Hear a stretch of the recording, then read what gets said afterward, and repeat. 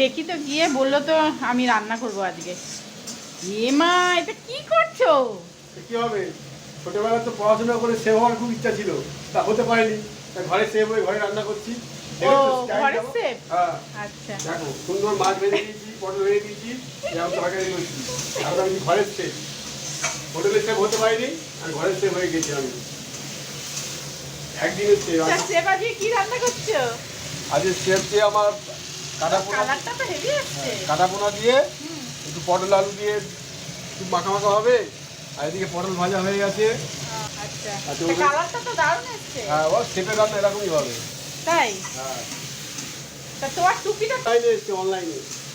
এই টুপিটা অনলাইনে কেনা? হ্যাঁ, তো অনলাইনে এসছে। তো দারুণ টুপি।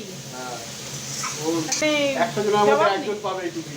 হ্যাঁ, 100 জনের মধ্যে একজন, সেটা আমি পেয়েছি।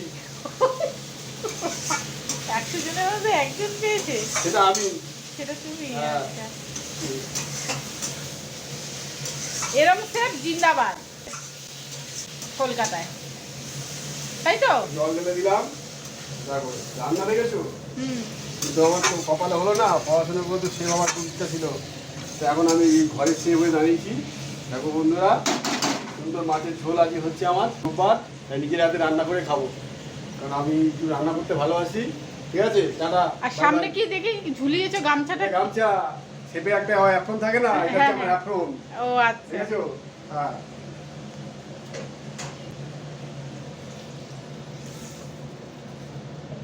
ঠিক আছে, সেপের রান্নাটা যেন ভালো হয়। হ্যাঁ, রান্না খেয়ে বলবে।